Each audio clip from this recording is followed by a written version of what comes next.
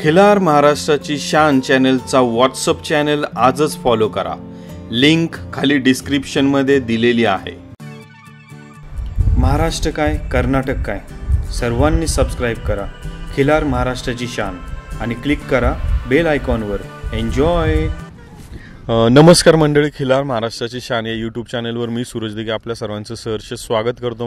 मंडळी सध्या आपण यूट्यूब, इंस्टाग्राम आणि फेसबुकवरती जे काही व्हिडिओ पाहत आहोत ते सगळे जतची जी यल्लम्मा देवीची यात्रा आहे 2024ची. दरवर्षी ही यात्रा खूप मोठ्या प्रमाणात भरत असते.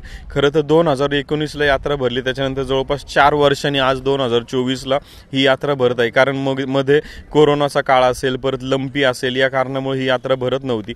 पण महाराष्ट्र, कर्नाटकातली बरेचसे शेतकरी वर्ग इथे खरेदीसाठी येत असतात. मोठ्या प्रमाणामध्ये कोसा खिलार असतील, काजळी खिलार असतील, सगळ्या पद्धतीची बैल किंवा खोंड असतील येथे मिळण्याचं प्रमुख ठिकाण म्हणलं तर जतचा बाजार आहे. आपल्यासोबत शेतकरी आहेत, त्यांच्या दावणीचा एक जातीवंत सुंदर असा मोठ्या मापाचा बैल सध्या आपण पाहतोय. त्यांच्याकडून माहिती घेऊया. मालक नमस्कार, आम्हाला तुमचं नाव, गाव, फोन नंबर सांगा आणि तुमच्या दावणीला असलेल्या या बैलाबद्दल माहिती द्या. नमस्ते सर, माझं नाव शशिकांत शिवाप्पा पुजारी आहे. आपलं गाव दरिबडचे, तालुका जत, जिल्हा सांगली. हे आपलं 7 हाती बैल आहे. हे बैल याचा जन्म कुठला, याची आई कोण, बाप कोण, कसा तयार केलाय ती माहिती द्या जरा. ह्या बैलाचा जन्म आपल्या घरी झालेला आहे. आपला म्हणजे 1980 सालापासून आपल्याकडे वळू बैल आहेत. मग ह्याचा बाप आपल्या घरीच होता, त्याच्यापासूनच पैदा झालेला आहे आमच्या घरीच. हां. आता या बैलाचा जन्म तुमच्या इथला जन्मापासून आजपर्यंत कशा पद्धतीचा ह्याला व्यायाम म्हणा, खुराक म्हणा, संगोपन कसं असतं दिवसभराची तुमचं घरची दिनचर्या?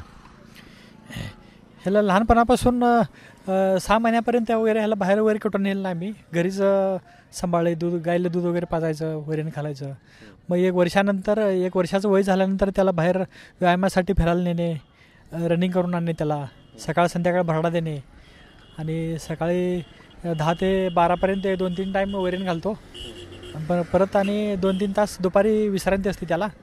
मग परत 4 ते 6पर्यंत त्यांना चारायचं, परत संध्याकाळी भरडा असते.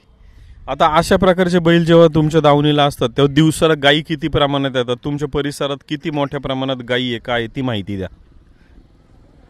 आपलं आसपास ग्रामीण भाग असल्यामुळं देशी गाय आपल्या साईडला आहेत. त्यामुळे एका दिवसातून जास्तीत जास्त 5 ते 6 गायी येतात. कमीत कमी 1-2 गायी तर येतात. आता गायी भरण्याचे आपण किती घेतो आणि किती लांबून लांबून गायी तुमच्याकडे येतात? आपण एका गायीसाठी 1500 रुपये घेतो. आपल्याकडं इकडं सांगोला साईडपासून इकडं सोलापूर, पंढरपूर, इकडं विजापूर साईडपासून गाय येतात. दिवसाला आपण एकापेक्षा जास्त किती गायी भरलेल्या आहेत वळूकडून? या आपण एका दिवसामध्ये जास्तीत जास्त ह्या बैलाकडून 6 गाय भरवले. नाही भरवलं. त्या साईच्या साई कन्फर्म गाभण राहिलेल्या आहेत? हां, राहिलेत. ओके. तर मंडळी, आज या जतच्या बाजारामध्ये आपण जातीवंत सुंदर असं बैल पाहतोय. आत्ताच्या प्रदर्शनामध्ये देखील प्रमुख आकर्षण म्हणून हा बैल तेथे पाहिला जात होता. आज आपण मालकांना देखील एक विनंती पण केलेली आहे की येत्या काही दिवसामध्ये 5 ते 6 दिवसामध्ये पुसेगावचं 16 तारखेला प्रदर्शन आहे. जातीवंत आणि सुंदर बैल आहे. पुसेगावच्या प्रदर्शनात आला तर मालकांची ओळख अजून जास्त लोकांपर्यंत होणार आहे. आणि सर्वात महत्त्वाचं म्हणजे तिथं काजळी आणि कोसा खिलार हे 2 सेपरेट गट आहेत आणि त्या मोठ्या गटामध्ये बैल हा तिथं रुबाबदार उठून पण दिसणार आहे. आणि मालक पण नक्की प्रयत्न करतील की जेव्हा एखादा बैल दुसऱ्या गावातला, दुसऱ्या तालुक्यातला, जेव्हा एखाद्या दुसऱ्या तालुक्यामध्ये जात असतो तेव्हा खरं तर त्या बैलाचं नाव त्या तालुका सोडून जेव्हा जास्तीत जास्त वाढत असतं तेव्हाच त्या बैलाची वासरं किंवा त्याच्याकडे गायी येण्याचं प्रमाण. कारण जेव्हा माणसं जेव्हा हे बैल पाहतील तेव्हा त्यांच्या गायी आवर्जून लांबून लांबून तिकडे यायला चालू होत असतात. तर मालकांना आवर्जून विनंती आहे की पुसेगावच्या 16 तारखेच्या प्रदर्शनाला तुमचं हे जातीवंत खिलार नक्की घेऊन यावं. मालक, आम्हाला एकदा तुमचा पत्ता, कसं यायचं तुमच्या गावी जर समजा गायी घेऊन आम्हाला यायचं असेल तर पत्ता आणि तुमचा फोन नंबर सांगा. सर, आपल्या गावी यायचं झालं तर जतला यायचं. जतपासून मुचंडीपासून दरिबडचे आपलं गाव, म्हणजे सांगली भागापासून यायचं झालं तर. मग तिकडे पंढरपूर, सांगोला साईडून यायचं झालं तर माडगाळा यायला पाहिजे. माडगाळा, आसंगी, दरिबडची. माझा मोबाईल नंबर आहे 92 84 89 83 41. आता एक शेवटचा प्रश्न आहे. आम्ही बघतोय हे बरेचसे मित्रमंडळी किंवा घरातले, हे कोण आहेत सगळे? बैल सांभाळायला एक माणूस लागतो का जास्त माणसं लागतात? हे माझा भाऊ आहे आणि हे माझा पत्नी आहे. मग हे माझे 2 मित्र आहेत. म्हणजे बैल सांभाळण्यासाठी एका माणसाचं काम आहे, पण ते बाहेर यात्रेत वगैरे न्यायचं असेल तर त्याला मनुष्यबळ लागते. त्यासाठी इतर मित्रांची, आपल्या घरातल्या माणसांची पण साथ लागते, तरच ते आपण बैल सांभाळू शकतो. मग आता बैल आज आम्ही जतच्या यायला पाहिलं, कोणकोणत्या अजून यात्रेमध्ये तुम्ही घेऊन जात असता?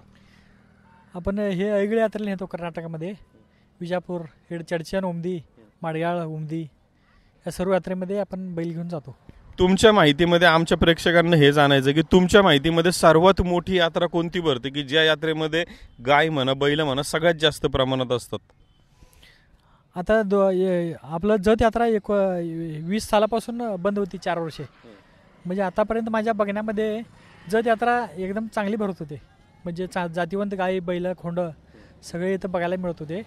मग 4 वर्षे हे कोरोना लॉकडाऊनमुळे यात्रा बंद होतं. त्यामुळं ह्या वर्षी जत्रा पहिल्यांदाच भरली 4 वर्ष गॅपनंतर. ह्या वर्षी पण चांगले जनावर आले ते, पण 20पर्यंत जेवढं जनावरांची संख्या येत होती त्या मानानं थोडं कमी होते. पण जत यात्रा चांगली आहे, म्हणजे जनावरं घेण्यासाठी मला जातीवंत जनावरं ते मिळतात.